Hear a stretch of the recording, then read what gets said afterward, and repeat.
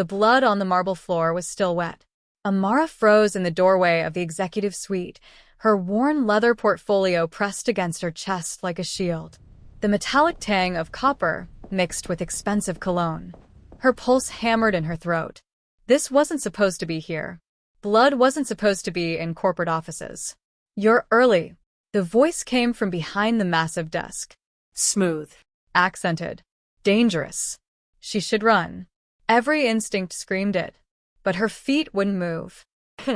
Because rent was 3 months overdue and her mother's medication cost more than Amara made in a week at the coffee shop. This interview, this job was her last shot. The man rose from his chair. Tall. Maybe 6 feet. Sharp black suit that probably cost more than her entire wardrobe. Dark hair swept back from a face that belonged on a magazine cover, except for the cold calculation in his eyes. He was younger than she expected. Mid-30s at most. And he was watching her with the intensity of a predator deciding whether she was prey or something else entirely. Her voice cracked. She cleared her throat. "I'm Amara Brooks. I have a 2 o'clock interview for the executive assistant position." "I know who you are." He moved around the desk with fluid grace. Each step deliberate. Controlled. "The question is whether you're going to scream." Her eyes dropped to the blood again. There wasn't much. A smear near the window. A few drops trailing toward the private elevator. Like someone had been dragged. This is insane. Get out. Run. But where would she run to? Back to her studio apartment with the eviction notice taped to the door? Back to her mother's worried eyes and the collection of unpaid medical bills? The last applicant screamed. He continued, stopping 3 feet away. Close enough that she could see the thin scar along his jawline. Close enough to smell sandalwood and something darker. She's in HR now, signing a very generous non-disclosure agreement. And if I scream? His lips curved. Not quite a smile. Then you'll be in HR too. Though the offer will be less generous. Amara's mind raced. This wasn't a normal interview. This wasn't a normal company. The job posting had been vague. Executive assistant to CEO, discretion required, compensation competitive, but she'd assumed that meant handling confidential business deals, not whatever had happened here. "Is this a test?" she asked. Something flickered in his eyes. Surprise, maybe. Or interest. "Every moment is a test, Miss Brooks." He gestured to the leather chair across from his desk. Sit. "Unless you'd prefer to leave." She looked at the door. Then at him. Then at the blood. 3 months of rent. Mom's medication. The repo notice on her car. Amara sat. Smart. He returned to his chair, his movements precise. Controlled. Like everything about him was calculated. "Tell me, what did you find when you researched Apex Collective?" She'd spent hours digging. Import-export company. Headquarters in Seoul with branches in 12 cities. Founded 20 years ago. Privately held. CEO is listed as... She paused, studying his face. "James Kong." "Ji-hoon," he corrected. "James is for Americans who can't pronounce Korean names. You may call me Mr. Kong." "Mr. Kong." She forced her voice steady. "The blood wasn't supposed to be there when you arrived." He steepled his fingers. "My associate was careless. It's been handled." Handled. The words sat heavy between them. "I need to know you can handle situations that aren't in a typical job description," he continued. "This position requires absolute discretion, absolute loyalty, and the ability to stay calm when things become complicated." Complicated like blood on the floor? Complicated like understanding that some business dealings can't be conducted through email. His gaze never left hers. "I run a legitimate enterprise, Miss Brooks. But I also operate in spaces where the rules are flexible. If that's something you can't accept, now is the time to leave." Her fingers dug into her portfolio. Every reasonable part of her brain was screaming to walk out, to report this to someone, to forget this entire nightmare. But reason didn't pay bills. Reason didn't keep her mother alive. "What exactly would my duties include?" she asked. "Managing my schedule. Handling sensitive correspondence. Attending meetings as my representative. Occasionally, you may need to deliver or receive packages without asking questions." He leaned back. You'll be paid $90,000 a year to start. Full benefits, housing allowance, and your mother's medical expenses will be covered. The air left her lungs. How did you? I know everything about you, Amara. Your debt, your mother's leukemia, the fact that you graduated top of your class but can't get hired because you took 2 years off to be her caregiver. His voice softened slightly. I know you're desperate. I'm offering you a way out. Tears burned behind her eyes. She blinked them back. And what do you get? Someone who won't break under pressure. Someone who needs this badly enough to be loyal. He pulled a folder from his drawer and slid it across the desk. Someone who reminds me that courage isn't the absence of fear. It's making the smart choice despite it. She opened the folder. Contract. Benefits package. A number that made her dizzy. Sign it, he said quietly. Or walk away. But understand, you won't get another offer like this. Not from me. Not from anyone. Her hand shook as she reached for the pen. This is a mistake.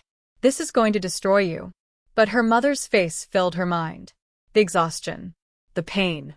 The way she pretended everything was fine when they both knew it wasn't. Amara signed her name. Mr. Kang's expression didn't change, but something shifted in his eyes. Satisfaction, maybe. Or possession. Welcome to Apex Collective, Miss Brooks. He stood, extending his hand. Your first task starts now. She rose, taking his hand.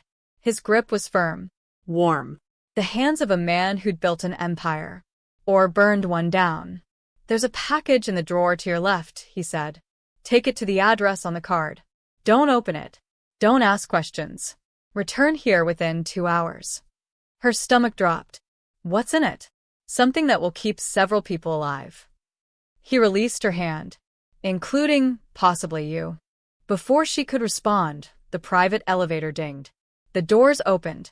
3 men stepped out. Black suits. Hard faces. And every single one of them was carrying a gun. Mr. Kang's body language didn't change. But his hand moved to the small of his back, where Amara suddenly realized a weapon must be hidden. Gentlemen, he said calmly, you're interrupting my interview. The lead man smiled. It didn't reach his eyes. The Viper sends his regards, Ji-hoon. And a message. His gaze slid to Amara. Pretty new assistant. Be a shame if she ended up like the last one. Everything happened in 3 seconds. Mr. Kang moved. Fast. Fluid. Deadly. He pulled Amara behind him with one hand while drawing a pistol with the other. The sound of the safety clicking off was the loudest thing she'd ever heard. Touch her, Mr. Kang said softly, and I'll paint this office with your boss's blood instead. The men didn't move. But their guns were out now, too. Mexican standoff. In a corner office. While she cowered behind a man she'd met 10 minutes ago. What have I done? Tell the Viper I'll have his answer by midnight, Mr. Kang continued. And tell him if he sends foot soldiers to threaten me again, I'll return them in pieces. The lead man's smile widened. He's going to enjoy killing you. He's welcome to try. They stared at each other. Seconds stretched into eternity. Then the men backed into the elevator. The doors closed. The office fell silent except for Amara's ragged breathing. Mr. Kang lowered his gun. Turned to her. His expression was carefully neutral, but she saw something beneath it. Anger. Calculation. And a flicker of what might have been concern. Still want the job? He asked. She should say no. Should run. Should never look back. Instead, she straightened her spine and met his eyes. Where's the package? His lips curved into something that might have been a real smile. In the drawer, Miss Brooks. Welcome to the family business. The package was smaller than she expected. Amara clutched the manila envelope against her chest as she navigated the crowded streets of Koreatown. The address Mr. Kang had given her led to a restaurant, Kim's Barbecue, tucked between a dry cleaner and a pharmacy. Neon signs flickered in the late afternoon light. The smell of grilled meat and garlic made her stomach growl. Don't think about food. Don't think about what's in the envelope. Just deliver it and get back. She pushed through the restaurant door. A bell chimed. The interior was dim. Red leather booths lined the walls. Most were empty despite it being dinner rush. A woman in her 50s looked up from behind the counter, her expression shifting from polite to wary in an instant.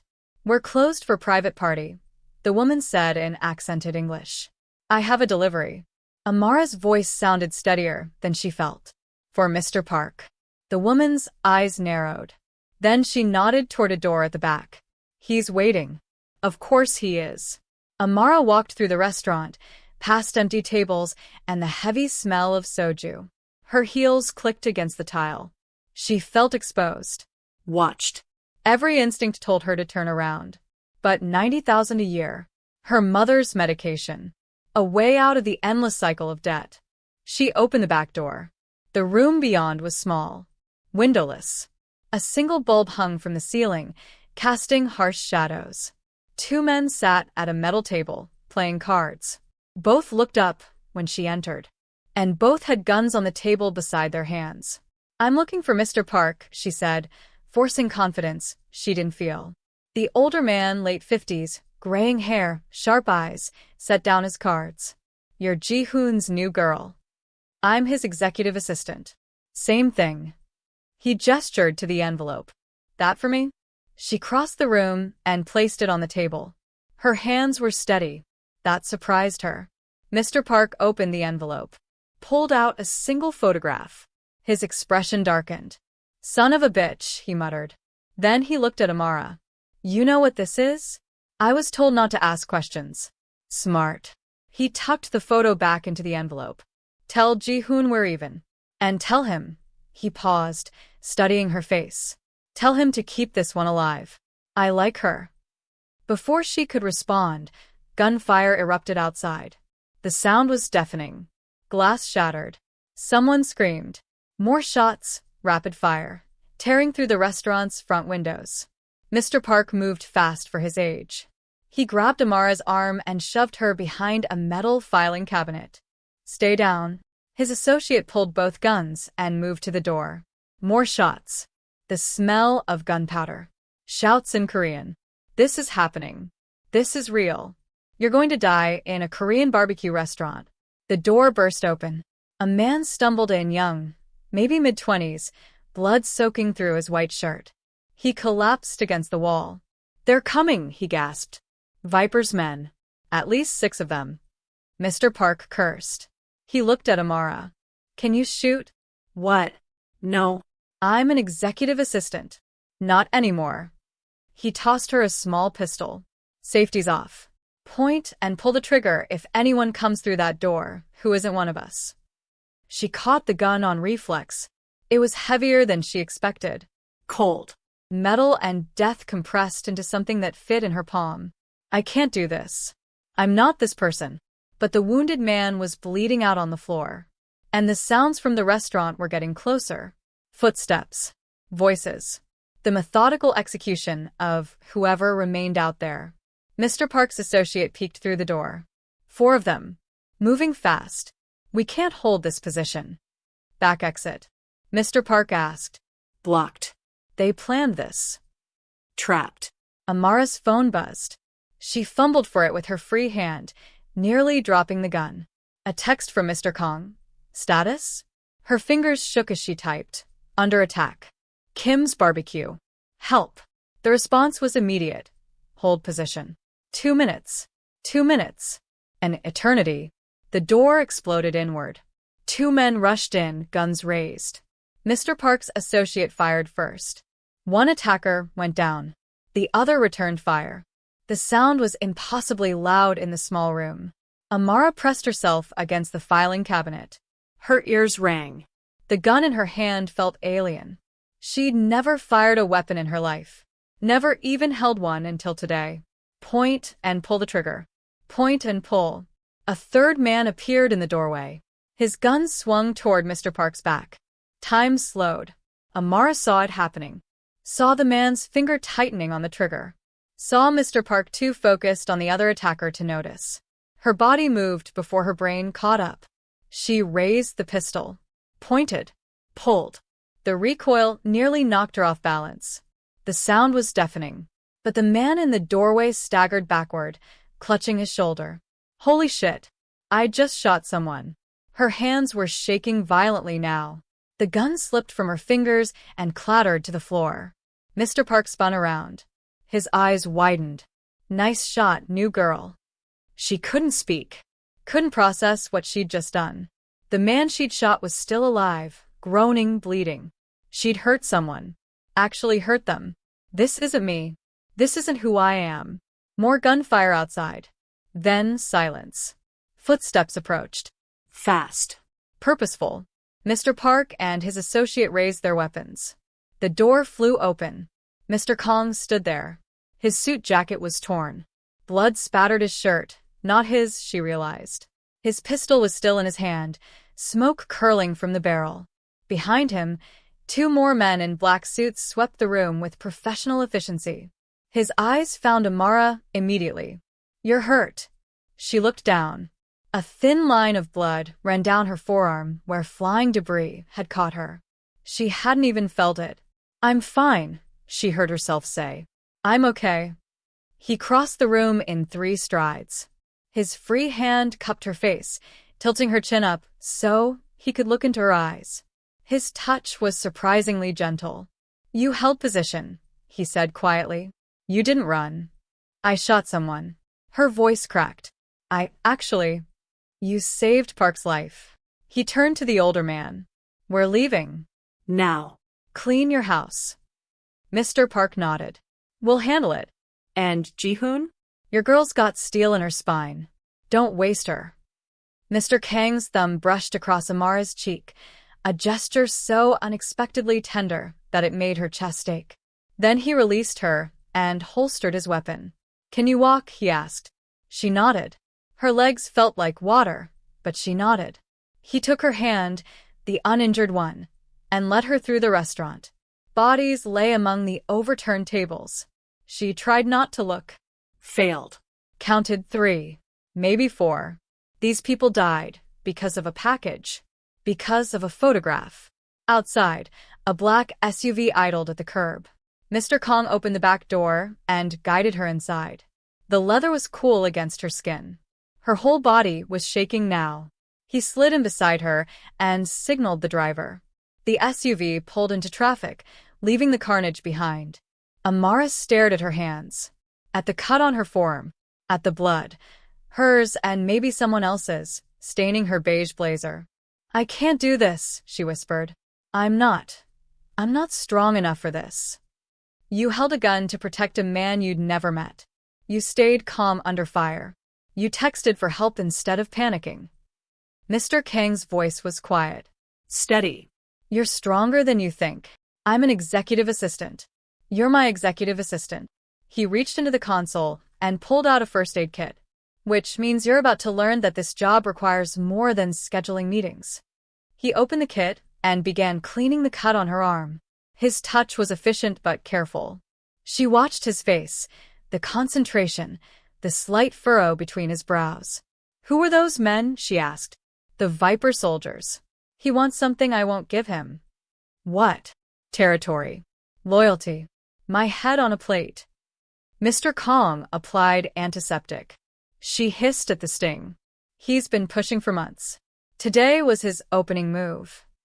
Opening move? People died. People always die in this business, Miss Brooks. The question is whether you're one of them. He met her eyes. I can still take you home. Release you from the contract. You'll never hear from me again. She should say yes. Should take the escape route he was offering.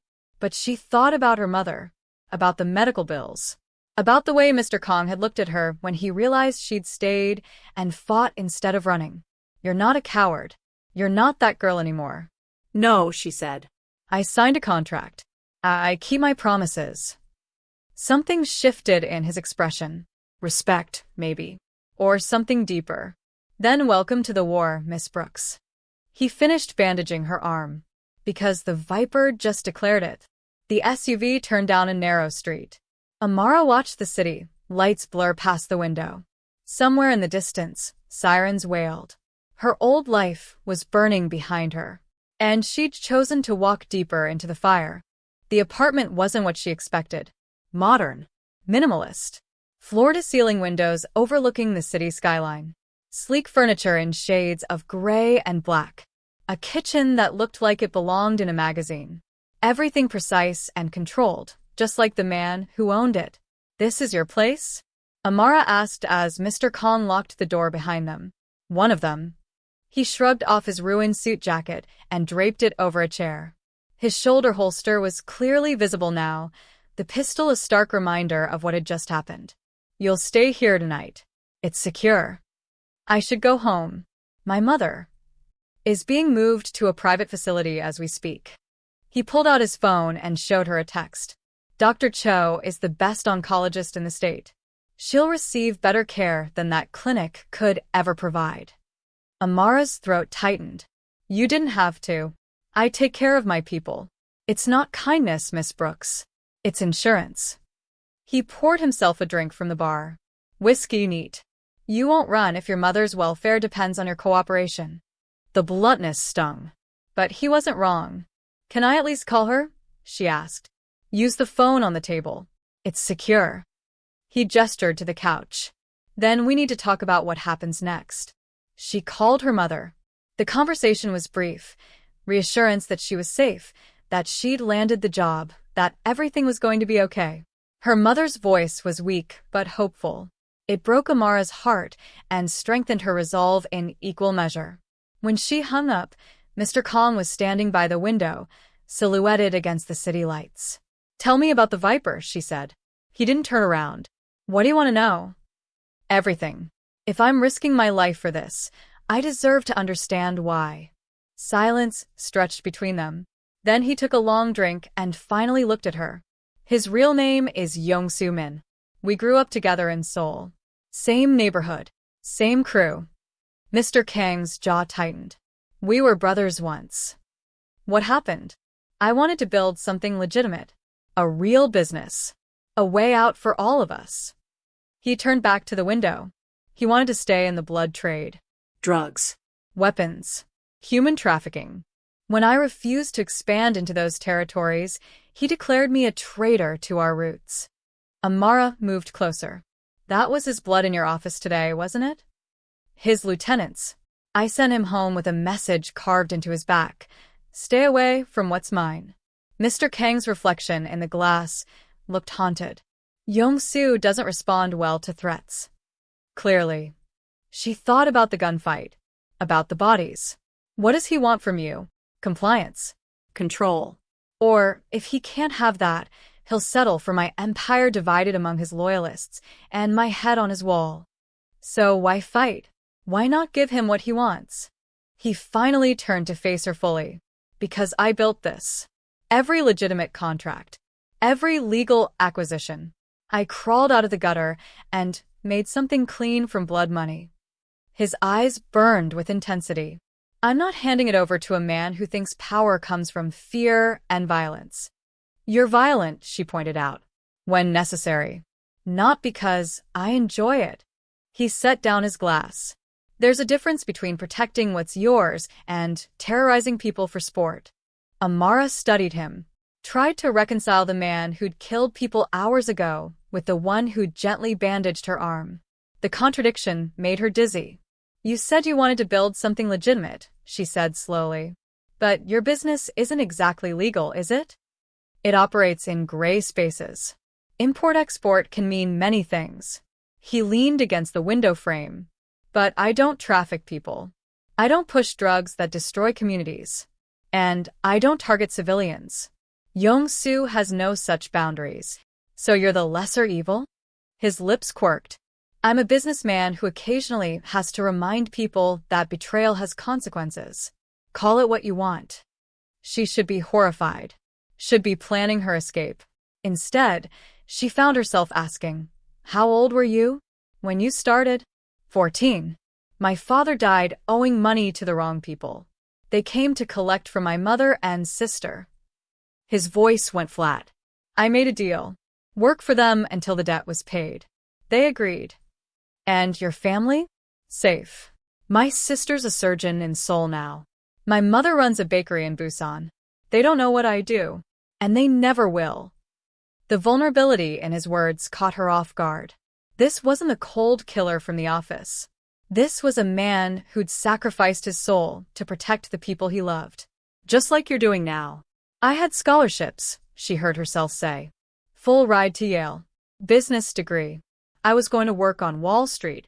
Change the world. She laughed bitterly. Then my mom got sick. Stage 3 leukemia.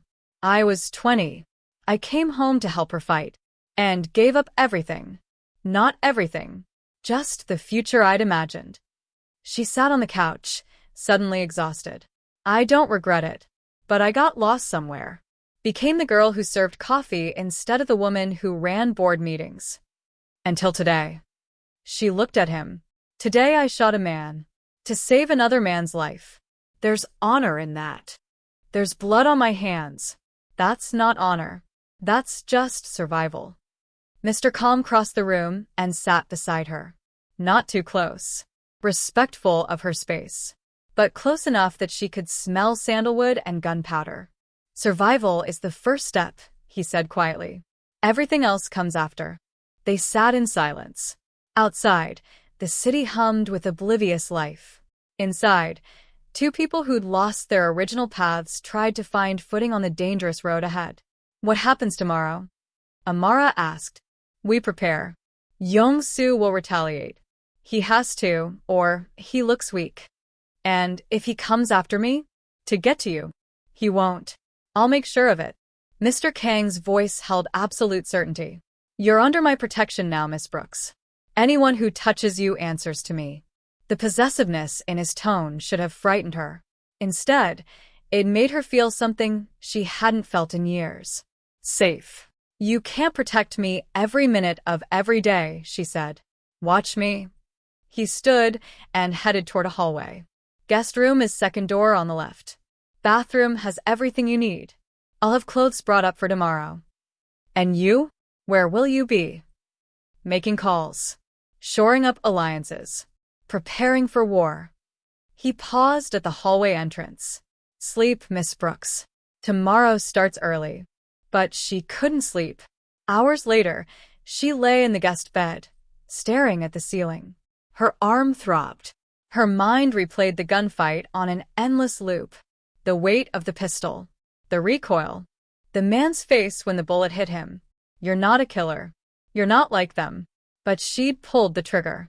And part of her, a dark, primal part, had felt satisfied when the threat went down. A knock on her door. Miss Brooks? You awake? She sat up. Come in. Mr. Kong entered carrying a tray. Tea. And what looked like rice cakes.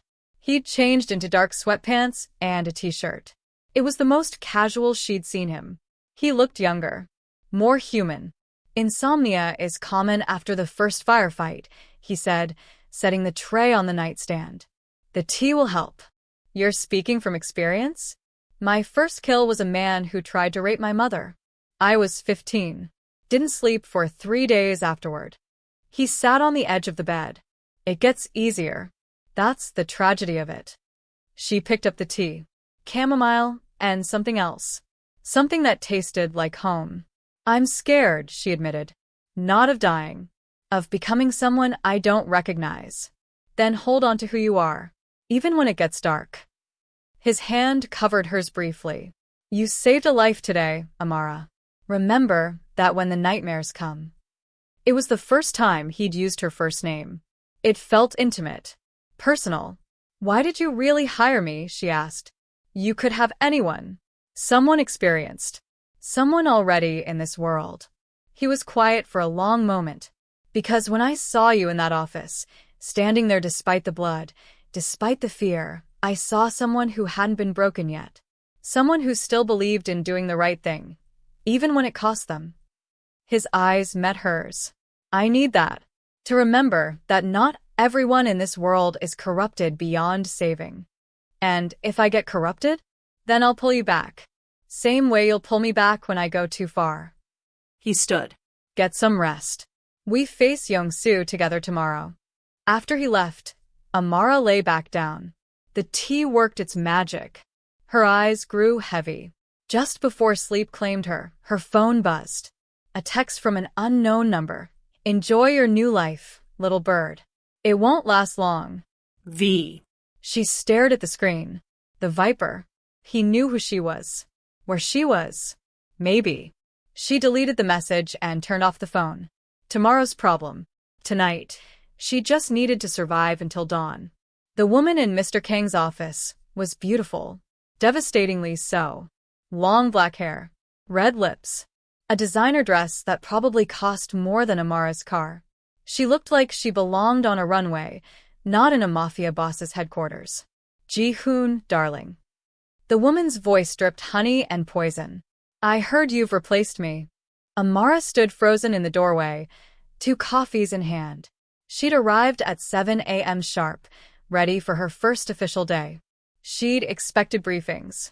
Maybe weapons training. Not whatever this was.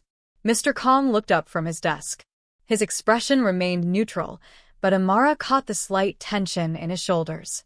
Minji. I didn't realize you were back in the country. I cut my trip short when I heard about the excitement yesterday. Minji's gaze slid to Amara. So this is the new girl. The one who shot Kim's nephew. She saved Park's life, Mr. Kong corrected. Miss Brooks, meet Lieutenant Minji Song. My former head of operations. Former. The word hung heavy. Minji smiled. It didn't reach her eyes. How refreshing. He usually prefers his assistants more experienced. In every way. Amara felt heat creep up her neck, but kept her expression neutral. I'm a fast learner. I'm sure you are. Minji turned back to Mr. Kong. We need to talk. About Yong-soo. About your strategy. Privately. Anything you say to me, you can say in front of Miss Brooks. She's been read in on the Viper situation. Minji's lips thinned. After one day? Ji-hoon, that's not protocol. Protocol changed when Yong-soo attacked one of my associates with her in the room. Mr. Kang's tone left no room for argument. She's part of this now. Amara set the coffees down and took her seat at the smaller desk Mr. Kong had set up for her. She could feel Minji's eyes boring into her back. Fine. Minji perched on the edge of Mr. Kang's desk, her dress riding up. A calculated move. I have intel from our soul contacts. Yong-soo is planning something big. He's called in favors from the Triads and the Yakuza. Mr. Kang's expression darkened. How big? Big enough that he's willing to start a war with multiple syndicates to prove a point. She traced a finger along the desk. You humiliated him yesterday, love. He won't let that stand. I didn't realize keeping my people alive was humiliation. To him, everything you do is a challenge. Minji leaned closer. You know how he thinks. How he operates. You need me to handle this. I need you to provide intelligence. Not to handle anything. Her eyes flashed. I ran your operations for 5 years. I know your organization better than anyone. Better than some coffee shop girl playing assistant. Amara's hands clenched beneath her desk. She forced herself to breathe. To stay calm. Minji. Mr. Kang's voice dropped to that dangerous quiet. You ran operations. Past tense. You were effective. You were also reckless. The reason you're no longer in that position is because you escalated situations unnecessarily. I got results. You got body counts. There's a difference. He stood. Now.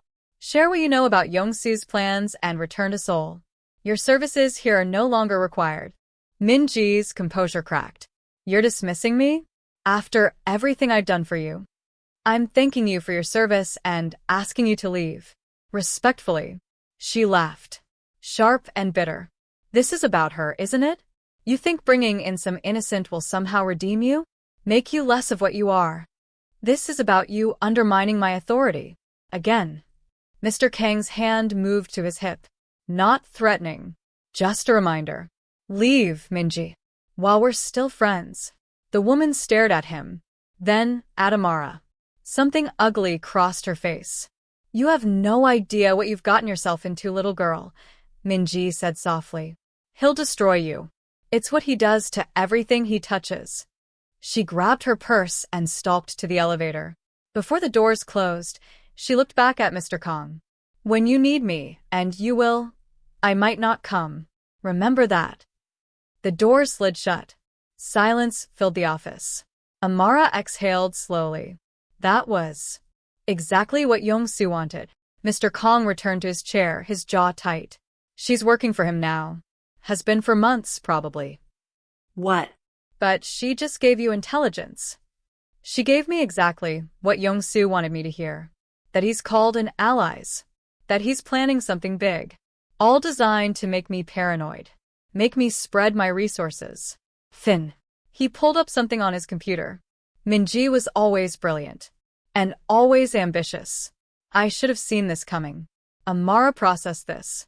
So the triads and Yakuza might be real. Might be theater. Either way, Yong-soo has inside information about my operations now. He'll use it to strike where I'm weakest. Where are you weakest? He looked at her. Really looked at her. You. The words hit like a physical blow. Me? You're new. Untrained. Important enough to me that taking you would cause maximum pain. He stood and moved to the window. He'll come for you, Amara. It's what I would do. Her stomach dropped. Then why keep me around? Send me away.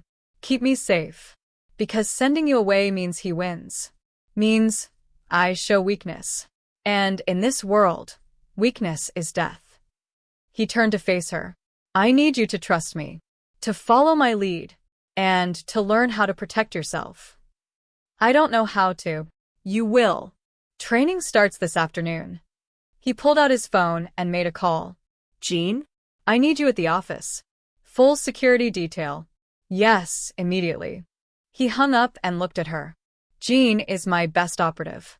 Former Korean Special Forces. He'll teach you how to shoot properly.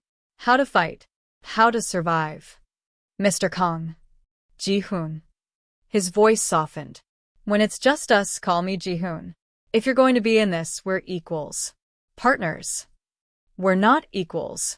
You're the boss. You saved Park's life. You didn't break under pressure. You called for help instead of running. He crossed her desk. In my world, that makes you valuable. And in my world, valuable people get protected. Trained. Elevated. I don't want to be elevated. I want my mom to live. That's all. Then we want the same thing. Because keeping you alive keeps her alive. He reached out and touched her bandaged arm. I won't let Yong-soo hurt you. But I need you to help me do that. His touch was warm. Gentle. So, at odds with the violence he was capable of. Why do you care? She whispered. You barely know me. Because when I looked into your eyes in that blood-stained office, I saw someone fighting to stay good in a world that punishes goodness. His thumb brushed across her wrist. I need to remember what that looks like. Before I forget entirely. The moment stretched between them. Charged. Dangerous in a different way than guns and threats. Amara's phone buzzed. She pulled back and checked it. A photo. Her mother. In her new hospital room. Looking peaceful. Safe. And a message below it. She looks comfortable. Would be a shame if something happened to her. Choose wisely, little bird. V. Her blood turned to ice. He knows where she is. Ji-hoon took the phone. His expression went deadly calm. He's bluffing. That facility has security. He can't touch her. You don't know that. I do. Because I own that facility. Every doctor, every guard, every camera. All mine. He pulled her to her feet. He's trying to scare you. Make you run or make a mistake. Don't give him that satisfaction. He threatened my mother. And I'm telling you she's safe.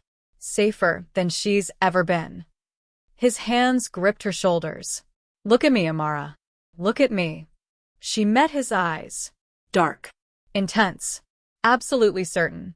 I swear on everything I have, Yong-soo will not touch your mother. Not while I'm breathing. And if he kills you, then Jean will protect her. And Park. And every other person loyal to me. Your mother is untouchable now. You made her that when you signed my contract. She wanted to believe him. Needed to. What do I do? She asked. You learn to fight.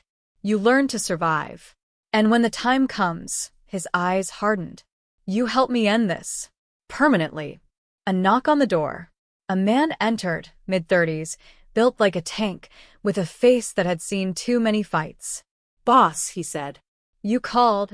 Jean, meet Amara Brooks, my new assistant, and your new student. Ji-hoon released her and stepped back. Teach her everything. Hand-to-hand, weapons, tactical thinking. I need her combat ready in 2 weeks. Jean looked her up and down. 2 weeks? Boss, that's what I'm paying you for. Start today. Don't go easy on her. Jean grinned. It wasn't reassuring. Yes, sir. As they left the office, Amara looked back at Ji-hoon.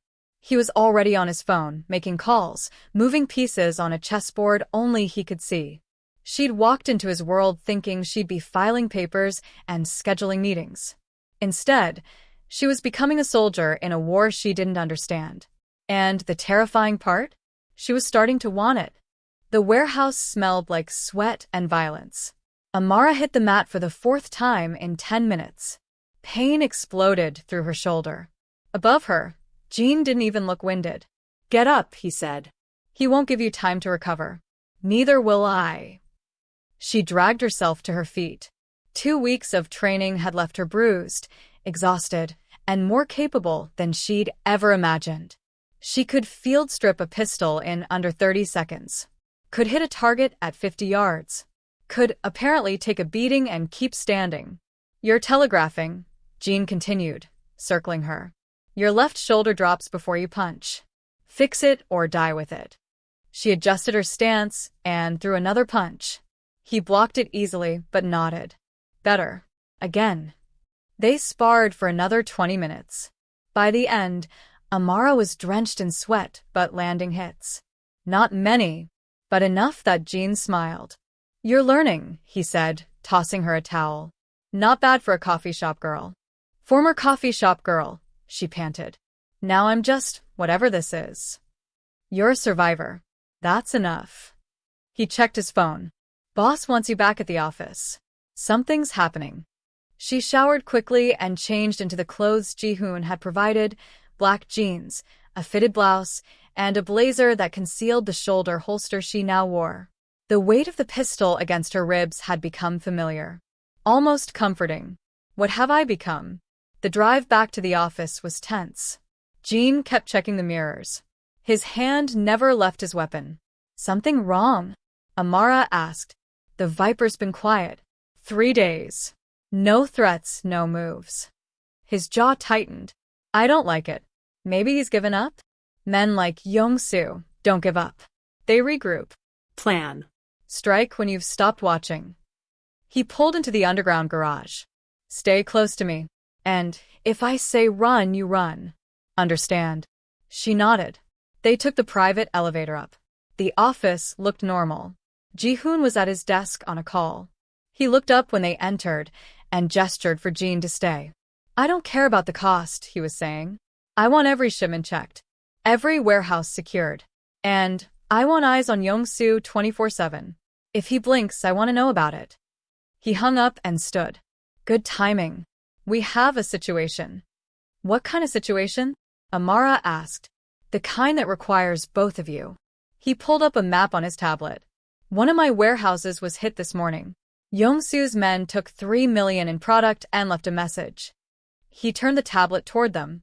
A photo of a warehouse wall. Spray painted in red. Give me the girl or lose everything. Amara's breath caught. He wants me. He wants leverage. You're just the tool. Ji-hoon's expression was carved from stone. But here's what he doesn't know. We've been tracking one of his operations. A meeting tonight. Major players from multiple organizations. If we hit it, we cripple his support structure. You want to raid it? Jean asked. I want to send a message. That taking my people has consequences. Ji-hoon looked at Amara. Which means you're coming with us. Her heart hammered. I'm not ready for a raid. You're ready enough. And I need Yong-soo to see you. To know that his threats don't control you. He moved closer. I also need you, where I can protect you. If you stay here, you're vulnerable. If you're with me, you're safe. Or dead. I won't let that happen. His hand cupped her face. The gesture was becoming familiar. Intimate. Trust me, Amara. She did. That was the terrifying part. She trusted a man she'd known 3 weeks. A killer. A criminal. A man who's kept every promise he's made to you. Okay, she said. I'm in. The warehouse was in the industrial district. Abandoned factories and empty lots stretched for blocks. Perfect for the kind of meeting that needed to stay off the radar. Amara crouched behind a rusted shipping container, her pistol in hand. Around her, a dozen of Ji-hoon's men moved into position. Silent. Professional. Deadly. Ji-hoon knelt beside her. 3 floors. Young-soo's on the top. We go in fast, secure the middle level, and I end this personally. What about the other organizations? The triads? Yakuza? They're here for a show of force. They won't fight for him unless they think he'll win. His eyes met hers. That's where you come in. When we breach, you stay with Jean. Let them see you. Let them see that I protect what's mine. What's mine? The possessiveness should have bothered her. Instead, it made heat pool in her stomach. And if something goes wrong, she asked, then you run. Promise me. No matter what happens, you survive. Before she could respond, Jin's voice crackled over the radio. All teams in position. On your mark, boss. Ji-hoon stood. Drew his weapon. Light it up. Everything happened fast. Flashbangs exploded through windows. Glass shattered. Shouts erupted from inside. Ji-hoon's team breached the doors, weapons raised. Amara ran behind Jean, her training kicking in. Clear corners. Watch for crossfire. Don't hesitate. The first floor was chaos. Young-soo's men scrambled for weapons. Ji-hoon's team was faster. Shots rang out. Bodies dropped. The smell of gunpowder filled the air. Second floor. Jean shouted. They climbed the stairs. More gunfire. Amara dropped behind cover and returned fire. Her hands were steady now. No shaking. Just cold focus. She hit someone. Watched them fall. Felt nothing but grim satisfaction. You're becoming them. Becoming what you swore you'd never be. No time for guilt. They reached the second floor. A large open space filled with shipping crates. And standing at the far end, a woman in a red dress. Minji. Well, Minji said, raising her gun. The little bird came to play. Amara raised her own weapon. Where's Young-soo? Close. Watching. Waiting to see if Ji-hoon really will sacrifice his pretty new toy for his pride. I'm not a toy. No? Then why are you here? Minji's smile was cruel. Let me guess. He told you this would end the war. That taking out Young-soo would make you safe. Did you really believe him? Better than believing the woman who sold him out for power. Minji's eyes flashed. I sold him out? He abandoned me, built his empire on my work, and then threw me aside the moment I became inconvenient. You were reckless. He told me. He told you what he wanted you to hear, just like he's using you now. She took a step forward. You think you're special? You're just another tool. Another weapon he'll discard when you're no longer useful. Doubt crept in. Was she right? Was this all manipulation? Then Ji-hoon's voice cut through her thoughts. Amara. Down. She dropped as gunfire erupted. Minji dove behind a crate. The warehouse exploded into violence. Amara scrambled toward cover. Felt something hot graze her thigh. Looked down. Blood. She'd been hit. Not deep, but enough to hurt like hell. Amara. Ji-hoon was suddenly there, pulling her behind a container. His hands moved over her, checking for injuries. How bad? Just a graze. I'm okay. You're not okay. You're bleeding. His face was pale beneath the grime. Jean, get her out of here. No. She grabbed his jacket. I'm not leaving you. This isn't a discussion.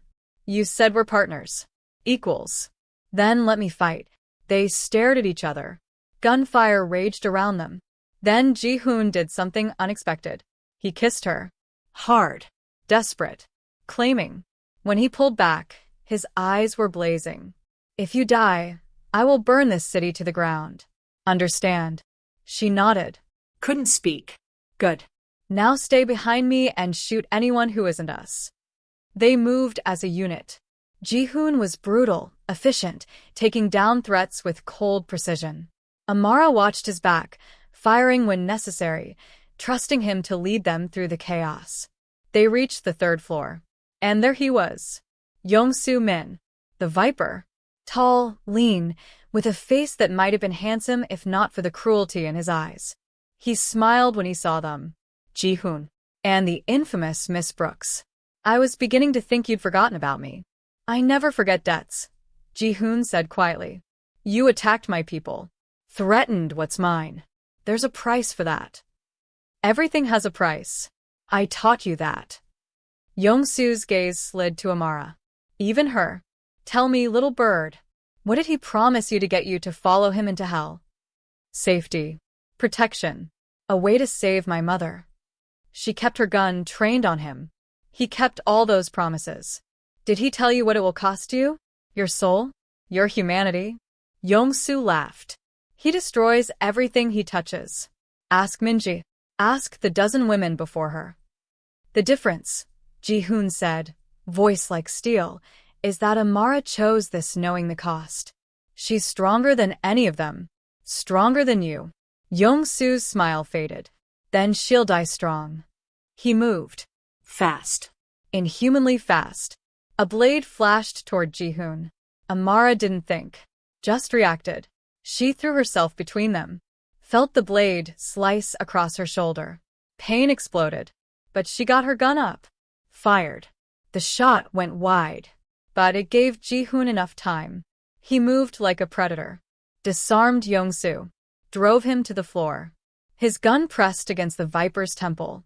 Give me one reason not to end this, Ji-hoon snarled. Because killing me starts a war you can't win. The triads. The Yakuza. They'll come for you. Then let them come. Ji-hoon's finger tightened on the trigger. Stop. Amara's voice cut through the tension. Don't. Not like this. Ji-hoon looked at her.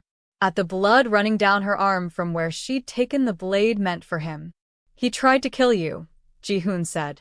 And if you kill him, you prove him right. That you're just a monster who solves everything with violence. She moved closer, despite the pain. Be better. Be the man who saved me, not the man who becomes him. Silence. Then Ji-hoon's hand lowered. He hit Young-soo with the pistol, knocking him unconscious. Jean, he called. Secure him. I want him delivered to the Yakuza with a message. The Viper's fangs are pulled. They can have him as a gesture of goodwill. Jean nodded and moved in. Ji-hoon crossed to Amara. Caught her as her legs gave out from blood loss and adrenaline crash. You jumped in front of a knife for me, he said, voice raw. You said we're partners. Partners don't let each other die. He held her, right there in the middle of blood and violence and war. Held her like she was the only thing keeping him anchored to humanity. You're insane, he whispered. Brave and insane. I learned from the best. He kissed her forehead, then lifted her in his arms and carried her toward the exit. Behind them, the warehouse burned. A funeral pyre for the old war. And the beginning of something neither of them had names for yet. She woke in his bed. Not the guest room. His. Amara knew immediately. The sheets smelled like him. Sandalwood and something darker. The room was spartanly decorated, but personal in a way the rest of the apartment wasn't. A photo on the nightstand. Him with an older woman and a young girl, all smiling. His family. Pain throbbed through her shoulder. She lifted the blanket. Professional bandaging covered the knife wound. Someone had changed her into soft clothes. Probably a doctor. The door opened. Ji-hoon entered carrying a tray. He'd cleaned up but looked exhausted. A bruise darkened his jaw. You're awake, he said, setting the tray on the nightstand. The doctor said you needed rest, but I thought you might want food. How long was I out? 8 hours. The knife wasn't deep, but you lost blood. And the bullet graze needed stitches. He sat on the edge of the bed. You scared the hell out of me. I scared you? You put a gun to your former friend's head. Former brother. And he tried to kill you. Ji-hoon's hand found hers. I would have killed him. Should have. You stopped me. Because you're not him. You're better. Am I? He looked at their joined hands. I've killed, hurt people, built an empire on violence. What makes me better? You know the difference between justice and revenge. He doesn't. She squeezed his fingers. And you let me see your humanity. That matters. He was quiet for a long moment. Yong-soo is with the Yakuza now. They'll handle him according to their justice. He'll never threaten you again. What about Minji? She disappeared during the raid. Smart of her. His jaw tightened. If she's wise, she'll stay disappeared. Amara shifted, wincing. Ji-hoon immediately stood, adjusting pillows, hovering like she might shatter. I'm okay, she said. You took a blade meant for me. You're not okay. He stopped. Ran a hand through his hair. You shouldn't have done that. If I hadn't, you'd be dead. Better me than you. That's not how I see it. She reached for him, pulling him back down. You're the reason I'm alive. The reason my mother's alive. I wasn't going to let him take that away. Amara, his voice broke. I can't lose you. I know I have no right to say that. We've known each other 3 weeks. This is insane. But if something happened to you... She kissed him, silenced his words with her lips, poured everything she couldn't say into the kiss. Fear, gratitude, and something more. Something that had been building since he'd held her in that warehouse. He froze for a heartbeat, then kissed her back. Gentle at first, careful of her injuries. Then deeper. Desperate. Like she was oxygen and he was drowning. When they finally broke apart, both were breathing hard. That was unprofessional, she whispered. Extremely. He pressed his forehead to hers. I'm your boss. You're recovering. This is all kinds of wrong. Then why does it feel right? He didn't answer. Just held her. And for the first time since this nightmare began, Amara felt safe. Completely, utterly safe. The next days passed in a blur of recovery and revelation. Ji-hoon moved her mother to a suite in the medical facility. Amara visited daily, watching color return to her mother's face as the new treatments worked their magic. You look different, her mother said one afternoon. Stronger. But also scared. I'm okay, Mom.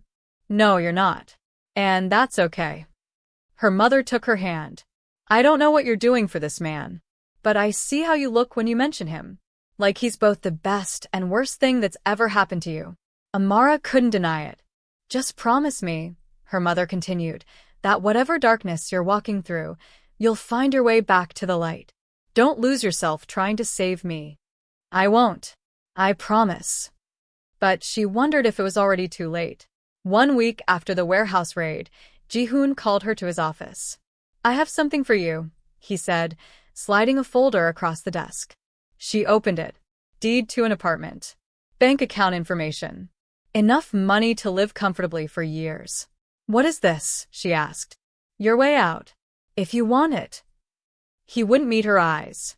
Your mother's treatments are covered for life. You fulfilled your contract. You're free to go. Her heart clenched. You're firing me? I'm giving you a choice. Stay and keep walking deeper into this world. Or take the money and build the life you should have had. Finally, he looked at her. I won't trap you here, Amara. I care about you too much for that. She stared at the folder, at the ticket to freedom. Everything she'd wanted 3 weeks ago, handed to her on a silver platter.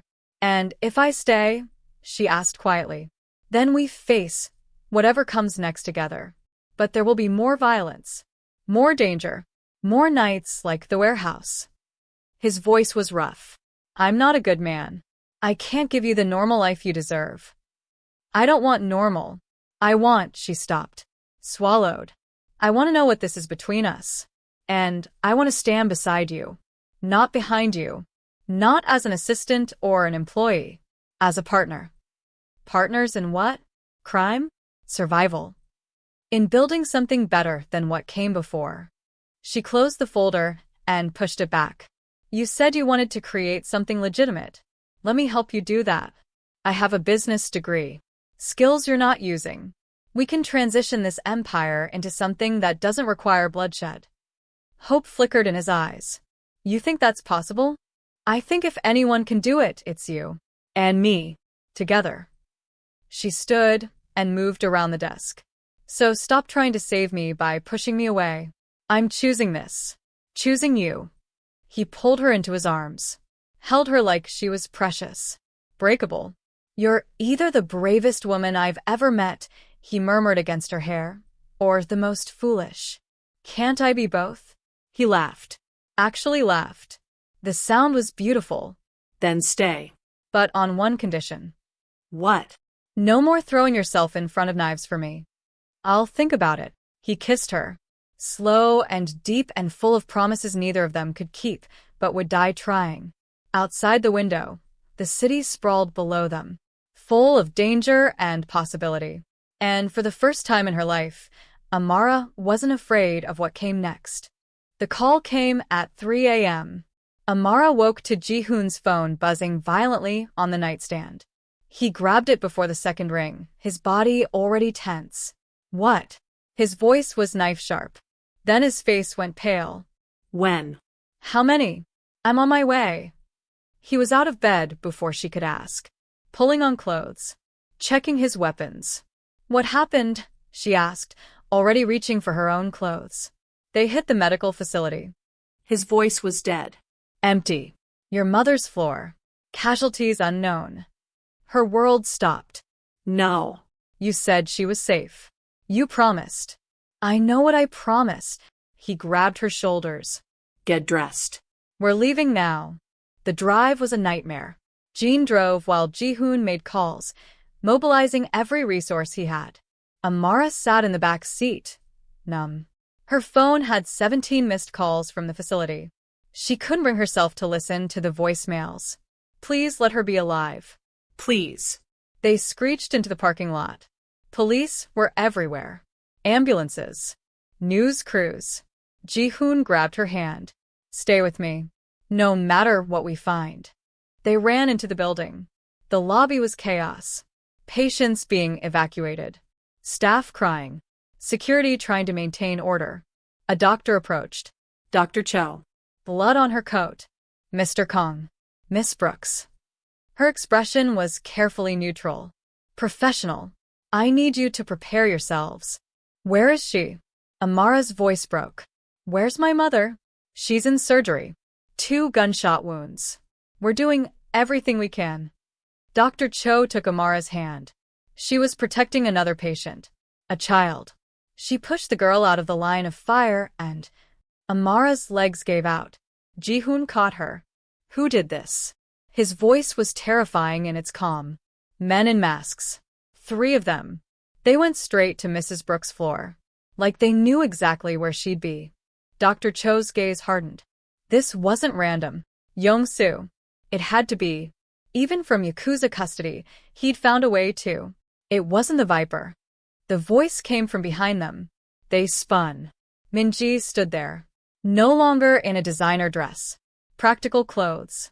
Cuts and bruises on her face. And her hands up in surrender. Before you shoot me, she said quickly, I'm not the enemy. Not anymore. You have 10 seconds, Ji-hoon said, his gun already drawn. It was Choi, your accountant. The one who handles the offshore accounts. Words tumbled out fast. He's been embezzling for months. You were getting close to figuring it out. So he made a deal with remnants of Yong-soo's crew. He gave them the medical facility codes. In exchange, they'd stage this attack and blame you. Make you look weak and destabilize your organization. Choi. Amara couldn't process it. But he's been with you for years. 5 years. And he's been stealing for 4. Minji pulled out a phone. I have proof. Bank transfers. Communications. Everything. I was going to deliver it to the police, but she swallowed. I owed you this, Ji-hoon. For what I did. For choosing ambition over loyalty. Ji-hoon took the phone. Scan the contents. His expression went colder than Amara had ever seen. Where is he? Ji-hoon asked. His house. Packing. He's planning to run in. Minji checked her watch. 30 minutes. Jean. Take Miss Brooks to the surgical waiting room. Stay with her. No one gets close. He turned to Minji. You. With me. If this is a setup, it's not. You can kill me after if I'm wrong. She met his eyes. I'm trying to make this right. He studied her for a long moment, then nodded. Ji-hoon. Amara grabbed his arm. Don't leave. My mother will survive because I'm going to end the person responsible for this. He cupped her face. I will come back. I promise. But I have to finish this. Then I'm coming with you. Absolutely not. She's my mother. My fight. Tears streamed down her face. You don't get to decide. He kissed her. Hard and desperate. If something happens to me, Jean has instructions. You and your mother will be protected. My empire. My resources. All of it goes to ensuring you're safe. He pressed his forehead to hers. I love you, Amara. I should have said it before. I'm saying it now. Then he was gone, moving through the hospital like a storm. Minji followed. Amara stood frozen. He loved her. He'd said it like he wasn't coming back. Miss Brooks. Jean touched her elbow gently. We need to move to the waiting room. It's more secure. She let him lead her. Sat in a plastic chair surrounded by other worried families. Prayed to a god she wasn't sure she believed in anymore. Let her live. Take me instead. Just let her live. An hour passed. Then 2. Finally, Dr. Cho emerged. Her expression was exhausted, but not defeated. She's stable. We removed both bullets. She'll need weeks of recovery, but the doctor managed a small smile. Your mother is incredibly strong. She's going to make it. Amara broke. Sobbed into her hands. Jean stood nearby, giving her space but staying close. Can I see her? She asked when she could speak. She's in recovery. Give her another hour. Then yes. Amara's phone rang. Ji-hoon's number. She answered immediately. Is it done? It's done. His voice was tired, strained. Choi won't hurt anyone again. And the men he hired, they've been dealt with. Are you okay? I will be. Once I see you. A pause. Your mother? Alive. Recovering. She saved a child. Of course she did. Bravery runs in the family. Warmth crept into his tone. I'm coming to you. And Amara? Yes. I meant what I said. Every word. I know. She took a breath. I love you too. Come home safe. She hung up, looked at Jean. He's coming back. Never doubted it. Boss always keeps his promises. 30 minutes later, Ji-hoon walked into the waiting room. Bruised. Blood on his clothes. But alive. Amara ran to him. He caught her. Held her like she was the only thing keeping him standing. It's over, he whispered. The threat is gone. You're safe. Your mother's safe. What did you do? She didn't really want to know, but had to ask. What I do best. Solved a problem permanently. He pulled back to look at her. I'm not going to lie to you about who I am, what I'm capable of. But everything I do, every dark choice, it's to protect what matters. And you matter more than anything. She kissed him, right there in the hospital waiting room, with Jean pretending not to watch and nurses hurrying past. We're going to fix this, she said. Your empire. Your world. We're going to make it legitimate. Clean. Something your mother and sister would be proud of. That's going to take years. Then we have years. She laced her fingers through his. But first I want to see my mom. And tell her about the man I love. Even if he's complicated and dangerous and completely wrong for me. Completely? He smiled. A real one. Okay. Mostly. She smiled back. But I choose you anyway. They walked to the recovery wing together. And for the first time since this nightmare began, Amara believed they might actually survive. Together. 6 months later, everything had changed. Apex Collective was no longer just an import-export business operating in gray spaces. Under Amara's guidance, They transitioned to legitimate trade, cutting ties with illegal operations and forging partnerships with established companies. It was slower, less profitable in the short term, but cleaner. Ji-hoon sat across from her in what was now their shared office, reviewing contracts.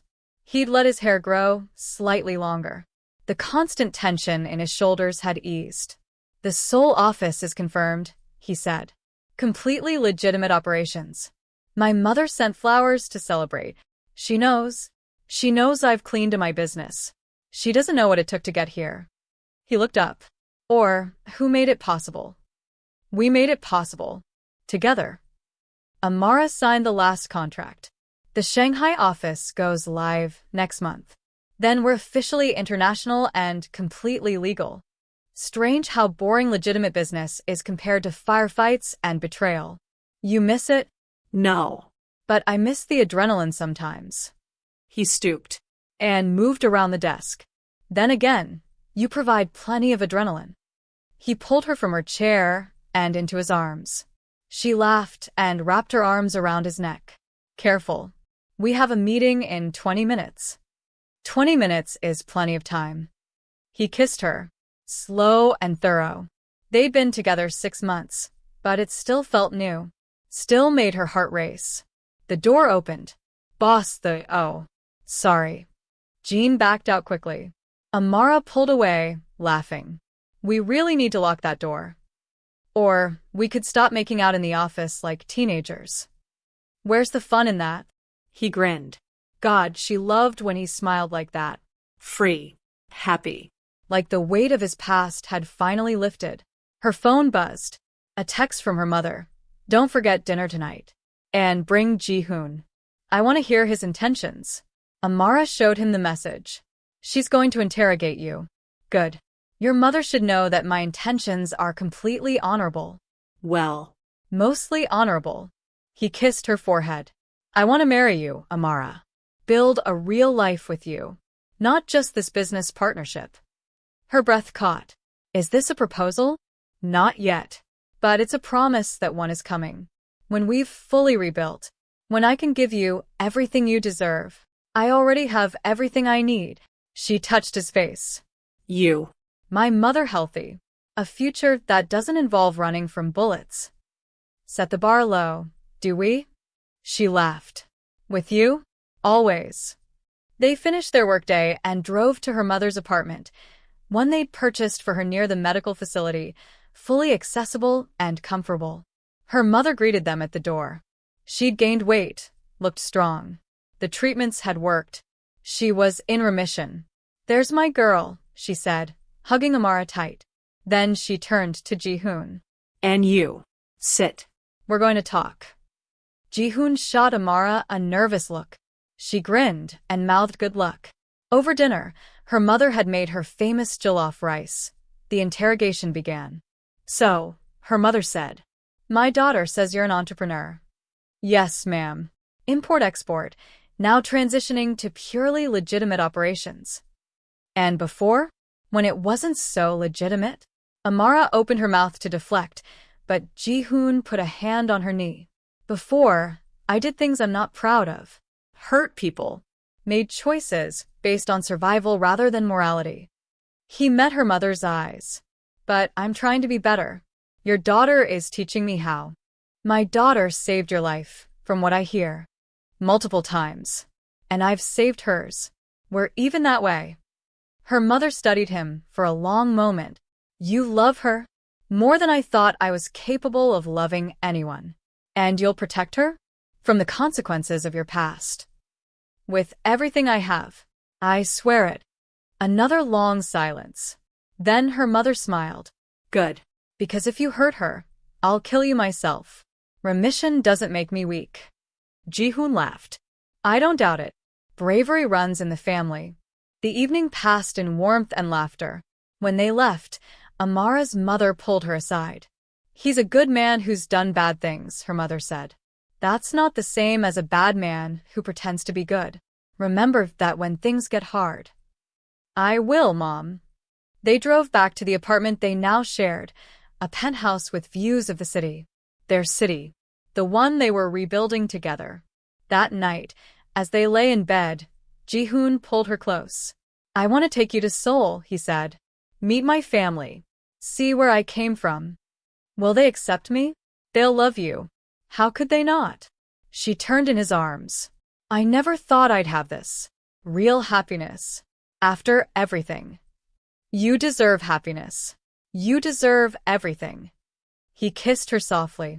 Thank you for not giving up on me. For seeing who I could be instead of just who I was. Thank you for giving me a life worth living.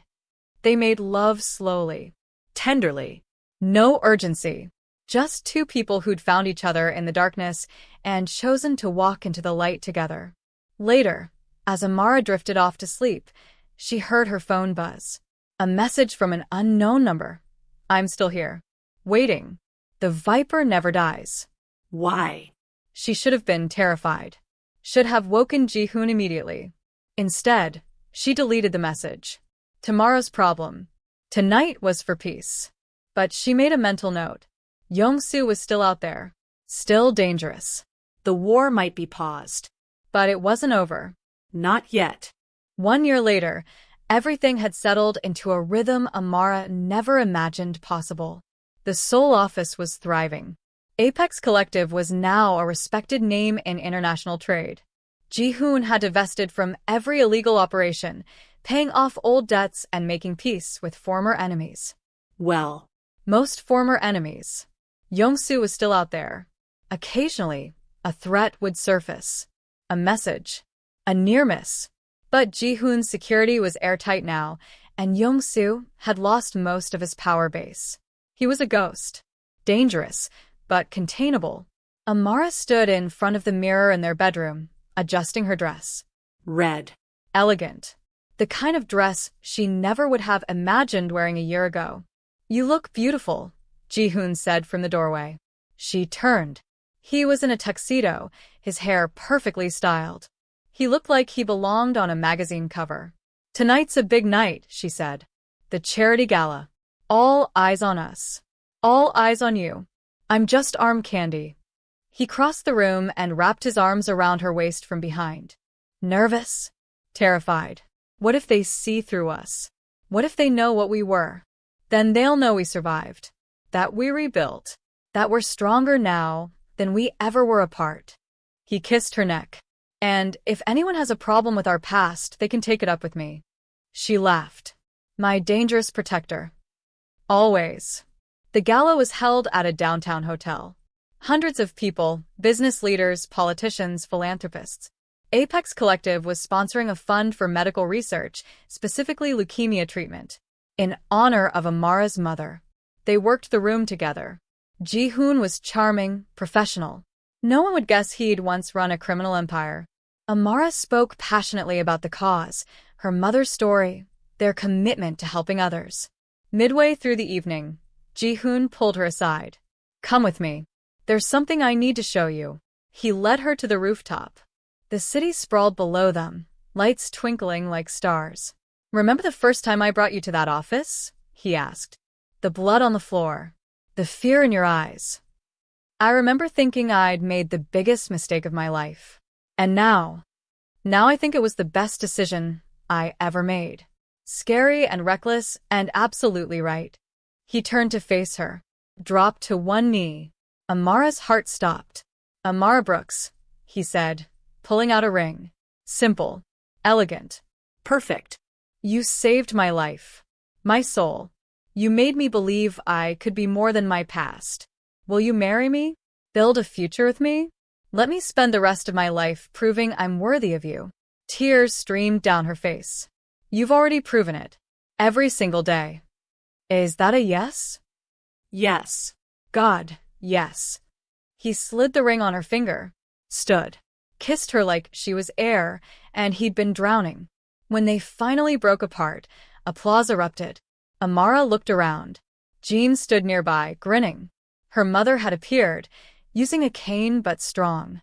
Even Minji was there, keeping her distance but smiling. You planned this, Amara accused. I plan everything. You know this.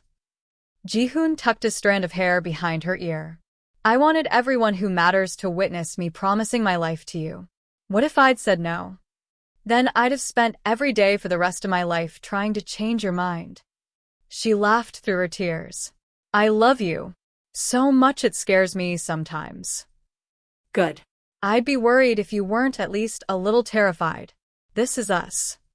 He gestured to the city. We were forged in fire. That doesn't just go away. No. But we chose what to do with those flames. We chose to build instead of burn.